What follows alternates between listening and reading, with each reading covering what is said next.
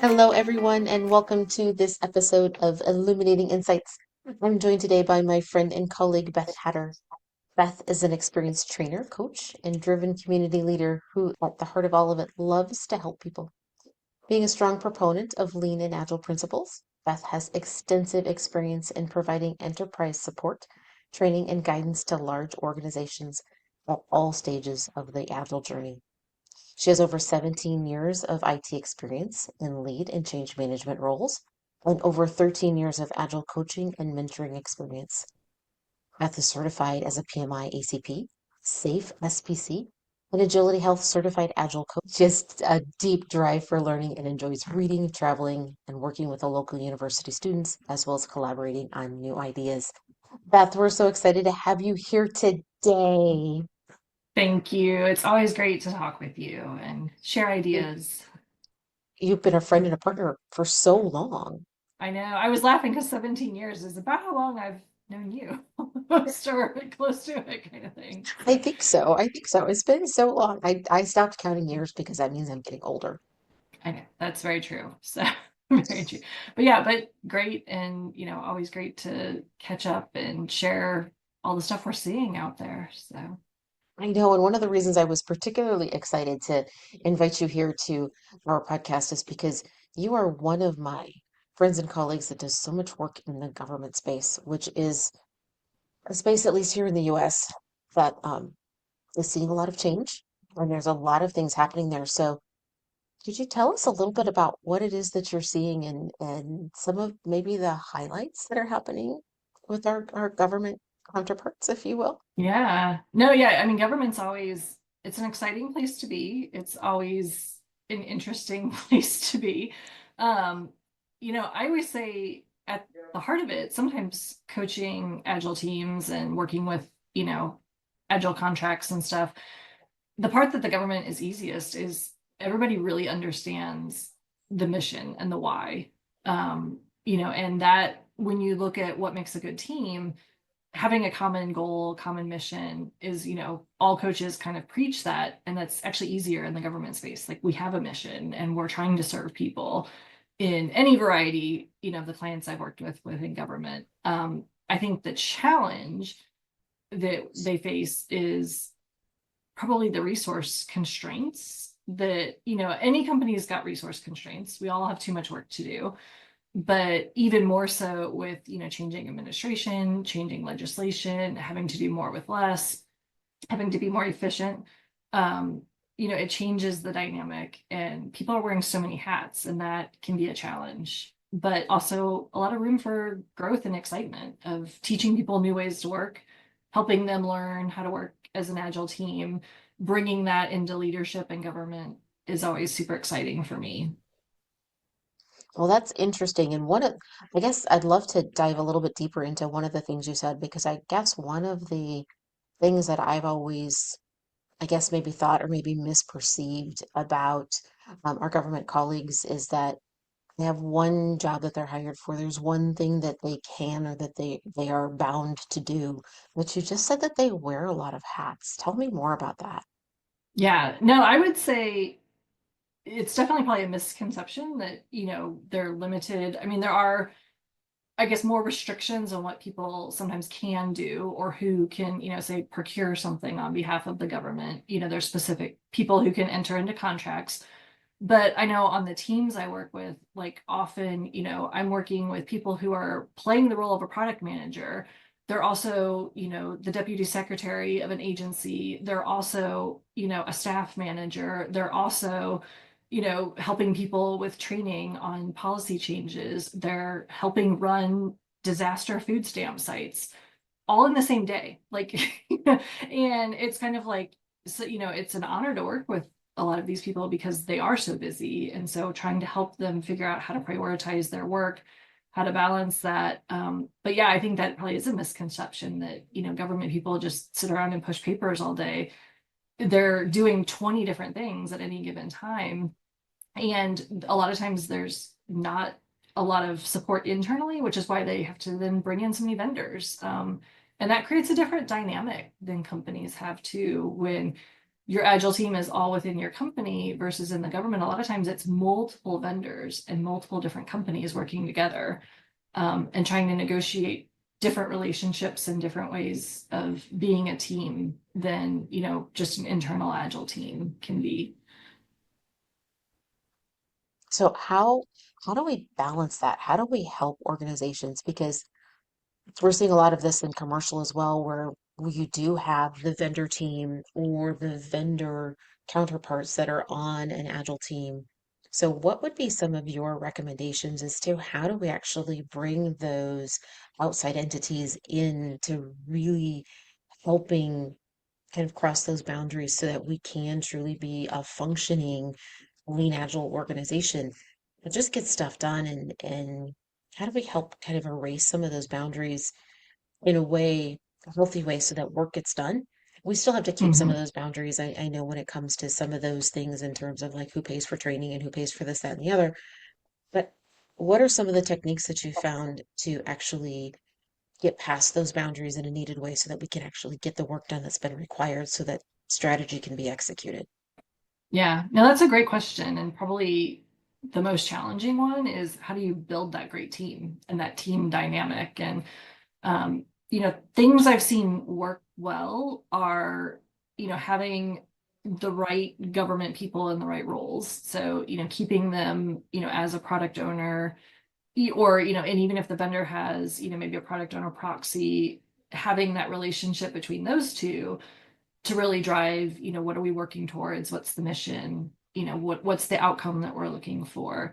But I think also, trying to, when you're in meetings, blur the lines as much as you can of, I don't care, who's paying your paycheck, so to speak. We all got to get this work done. And really building that shared responsibility is the hardest, but the most important. We all see the mission. Are we all working towards it collaboratively? What challenges are we facing? We try and have sometimes what I call off the record retrospectives because that's hard when maybe it's, a vendor and a vendor who might be competing against each other in the future to have a true retrospective and bring out the issues. So, sometimes you have to just say, like, Vegas rules are applying to this retrospective. Like we don't talk about, but we need to really move this team forward. And, let's try some things like that. And, sometimes it doesn't work as much as you'd want as a coach. And so you then sometimes have to, help people be like, what working agreements can we set? Or what things do we need to shift to make this team function as best as it can? And then I think always just bringing it back to what is our mission? What is the outcome? And, who are the people we're serving? And again, in government, that's the easiest part to identify because it is very clear. And just reminding people, like, we're doing this to help, the constituents do XYZ, and let's get that done.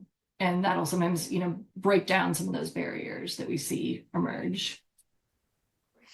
Um, our two organizations have had the opportunity a couple of times to partner on contracts and those types of things, and that's always fun.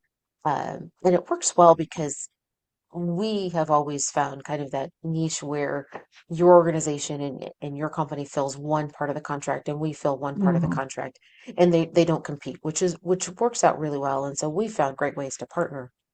That isn't always the case. Uh, Sometimes with different entities when they come into work. So I know for a lot of our listeners, it's why don't we actually figure out ways to work together? And I know a lot of times when we go in to partner or do an RFP together, it's we sit down at the table and say, okay, here's where our genius is and where we can really shine. Here's where Mhm. we think your genius is, and we have that conversation and we agree ahead of time.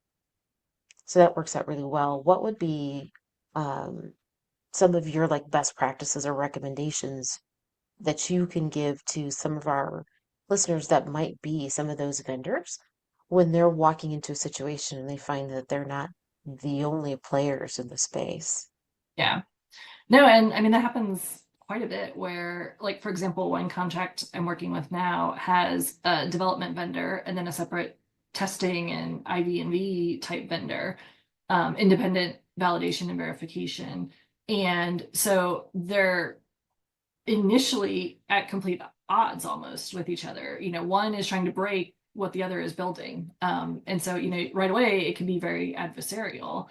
And, that was one where we had to really sit down and, start out from the beginning of let's pair early and often with getting feedback, with looking at each other's test cases, with agreeing what done looks like on things, so that there wasn't the unspoken assumptions that we all have of well, I thought you were going to do this, they thought you were doing this, let's talk about it, let's get those down, and then let's talk through issues as they come up, as we're in a demo or as we're doing testing. Let's not approach it as, oh, everything's broken or everything's wrong. It's, hey, we're giving you feedback to improve the product and improve the service you're providing. And then, on the testing side, it's, hey, did you understand the requirement? Are you understanding what we were tasked to do? Because sometimes things aren't as clear as we want them to be. And so it's having those discussions and sometimes laying down, like, okay, we're going to agree to disagree. What's the path forward? And what can we all agree meets citizens' needs, meets our constituents' needs, it meets the letter of both contracts, but let's look at this together and collaboratively. So I think it's always, again, looking at how do we bring people together and how do we form connections? And a lot of it is personal relationship. How do you build those relationships between people so that you end up with a strong team that can communicate well and works for the best of the agency, the team they're supporting. That's awesome. That's awesome. Another portion of our listeners is leaders that are just looking to see what's happening in the industry. What are some of the things that I could maybe bring into my organization? What would you what would you want leaders to think about as they're putting together teams or looking at different vendors to come in and do different portions? What can leaders do to help set up these multi-vendor relationships for success and set up these Yeah. types of teams for success? No, I mean, I think we've definitely seen a rise in agile contracting practices, not quite to the extent I'd want them to be out there, but how can we write contracts for smaller performance periods, but with ability to exercise options to continue to grow a product, for example? How do we make sure that if we've got different vendors that we build in ways that they're expected contractually to collaborate and integrate and improve together? And so putting some of that language in the contracts of maybe we'll have a quarterly meeting where we come together and problem solve, and don't call it a retrospective if you don't want to, but like, let's build these things into the contracts and make it just part of how we work, and how these vendors are expected to collaborate with each other. And then put in the processes, and that requires investment of the right pipelines, the right infrastructure, the right tools, so that no matter what part of the system they're working on, they can integrate with each other. They can check that things are going to work when we go live. Or if we can't, what's the closest we can get to that? Is there a common staging environment? Is there a common development enterprise environment we can use across the enterprise? I've seen the start of a lot of that. I've seen it really progress in some agencies. Other agencies, they rely on the vendor more. And I think that's where agencies sometimes put themselves at risk if they haven't made those investments. Relying on the vendor to do it means you're at their mercy sometimes. And sometimes it's what skills don't they have in-house that we need to look at bringing at least the knowledge and the technical ability so that you're not always reliant on vendor teams to do everything for you.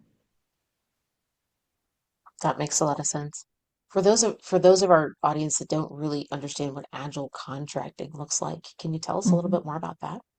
Yeah, so in the government space, typically contracts would be, multi-year, multi-million dollar. You would sometimes have a separate like design contract and then a development contract and then a testing contract.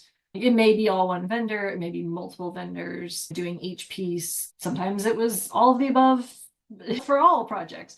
What we've really started to see, starting with the work 18F did and starting with digital services, bringing some of these ideas, you know, government contracting is allowed to do iterative contracts, where you can say buy an agile team and not have a fixed set of criteria or requirements yet, and let that emerge as you go forward. That's pretty new concept for the government. Before it was like, we have this list of things we're going to do in this amount of time for this amount of money, and that's it. So the concepts of we're going to have a backlog and we're going to evolve that backlog and we're going to have these types of team members working for this period of time is a very new concept. It takes a lot of change in how pricing is done, how the government contracting officers run the contract. Kind of a hybrid option that I've seen a lot is it's a modular where we still take a fixed set of requirements, but it's a smaller set. And so the project might be 3 years long, estimate. And we're going to do the first year and we're going to do this first piece. And then second year will be second piece. Third year will be third piece. At any time, you could in theory end the contract and award module 2 to someone else, which we've seen. We've seen where vendor 1 comes in, does module 1. It doesn't quite work out. So they change vendor for module 2. So you get a little bit of that flexibility and a little bit of that, ability to break a big project down into smaller pieces with that approach.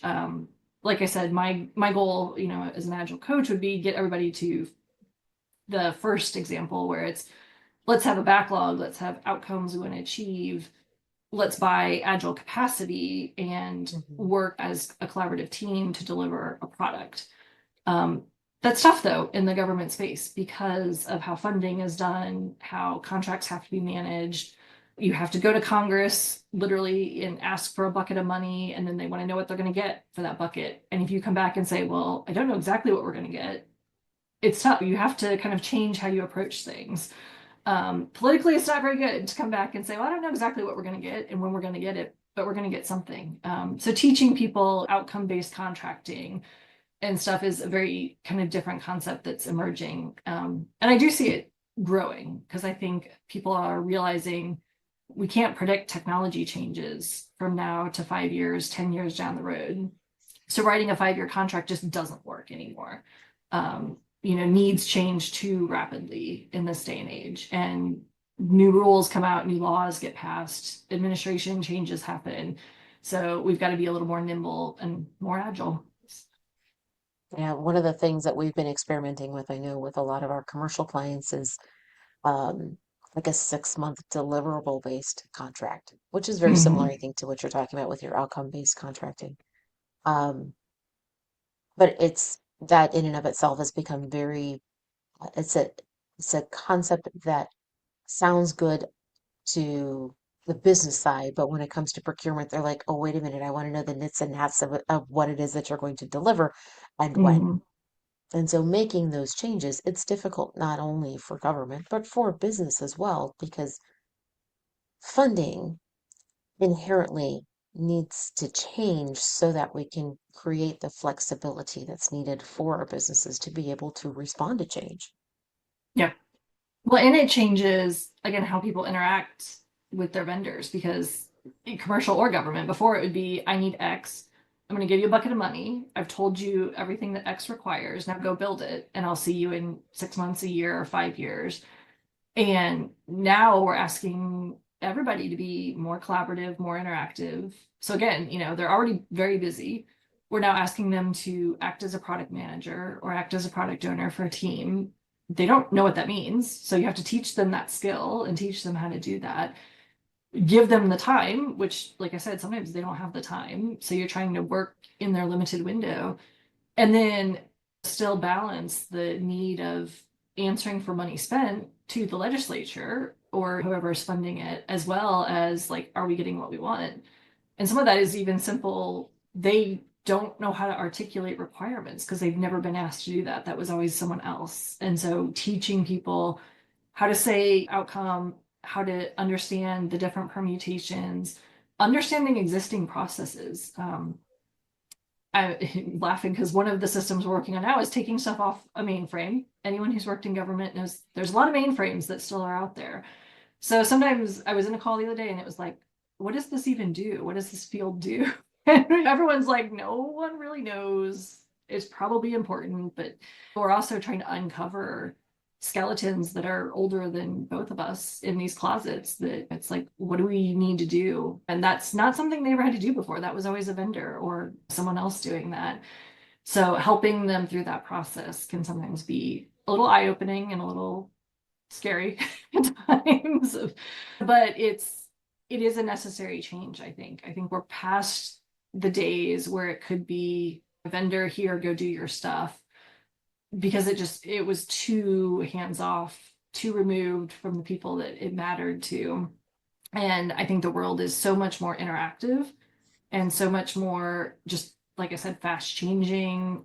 The way the world has changed, and technology and contracting and all of that has to change with it. So Oh, it has, and um, helping our procurement and contracting colleagues really figure out how to stay within compliance and be mhm. able to answer the questions and the governance questions that they need to, um, so that they can, answer to their powers that be, so that they can say, yes, we're remaining faithful to our mission to spend wisely and stay within our governance because they have their own missions as well that they have to stay responsible for. So we Yeah, have to help in those areas as well. So absolutely. when you and I were chatting and getting ready for our conversation today, you made mention of one of our prior contracts that we worked on together and how they were near and dear to your heart. Um, Yes. and I think it was because they just were able to make such a fantastic change in the time that I think we worked with them for a couple of years, if I remember Yeah, it was correctly. about 2 years total. Yeah. And I think Yeah, I'd love to hear the story and tell our listeners the story of why that was such a great change because that was an organization that we worked with that really touched the nation, and nobody will ever know how it touched the nation because it was with a U.S. agency. But I'd love to hear a little bit of the story of the work that happened there. yeah. No, yeah, no names shall be mentioned, but they're, again, it's, always amazing when I meet these people in these agencies and the work they're doing and the important work they're doing. And sometimes I know a lot about it. Sometimes I don't know, and I'm learning as I'm coaching them. And this group in particular, like, they are one where the world has changed, how, you know, things are being reported and done, and everything is changing kind of underneath of them. And their infrastructure was ancient. They had a lot of challenges. Mainframes were involved. And it's, how do you get them from a completely different way of working in the past to the new way of working? And they were so eager to learn and so eager to change, and just really struggled with the how. Like, how do we make these steps? And that's where sometimes as a coach, you have to not just teach people Agile for IT development, but teach people Agile on a, like, how do we even make this organizational change in an Agile fashion? Like, we're not going to go from A to Agile overnight. And so helping them understand, we sat down and laid out an initial, I think it was 6-month roadmap. And even at the end, it was like, we're going to get you from crawl to walk. And so at first they were like, is that going to be fast enough? And it's like, you don't want to go faster than that, or you're going to fall. And seeing them make those steps and then really get to a point where they embraced it and were asking for more and coming and really pulling that change in. With, when everybody struggles, there's times where they were like, this isn't working, we need to go back. And but at the end, when, at least when I finished, it was like we're running the show, they were doing all their stuff, they had a backlog they were maintaining. And then you'd look at people's offices, you'd walk by and they'd have sticky notes on their personal Kanban board, and it's like, oh, my job here is done. They've really embraced this way of working. And yeah, and I think if people realize like the change in what that meant then for all of us as living in the US and even international in this case, like what that means, and how much better it's going to be in the long run. Again, it makes you feel good that we were able to accomplish some of that. And that was contract change, that was how they worked, how they managed their vendors, how they managed internal IT projects, going from projects to products was a huge shift in their mindset. And so all of that kind of, we saw that happen over the course of a couple of years. But again, not overnight, a couple of Not years, overnight. and Not probably overnight. still evolving even now. Yep. And I did get to meet some of them in person at a summit that they all had in New York a couple weeks ago. And they did tell you to say hello. Oh, yay. Yay, yay. It's So, always good when you're remembered too. So yep, that feels good. yep. So it was a lasting impression that you made, Beth. So Oh, our thank you. time here has flown. It's Yes. always great to have conversation with great friends and colleagues. Any lasting thoughts you want to leave with our listeners with today? I would say at the heart of it, keep the people in the heart of what you do. And I always try and remind myself and my coaches, like, you're asking people to change, and change is uncomfortable and hard, and they don't know how to do it sometimes. And we have to approach that with empathy and with kindness and not with like, well, why aren't they getting it? Why can't they just do it this way? Understand what their forces are. Like I said, when I'm working with contract officers, I understand their restrictions and what they're facing. And they're not going to change overnight how they wrote a contract from one way to another. And so helping just approach it slowly and with grace and empathy. And at the heart of it, remember it's people and they want to do the right thing. And you just have to help show them the ways and different ways of doing it sometimes. Wonderful. Those are great last thoughts. Thank you so much, Beth. I appreciate you being with us. Thank you all for listening in on this episode of Illuminating Insights. We'll see you next time.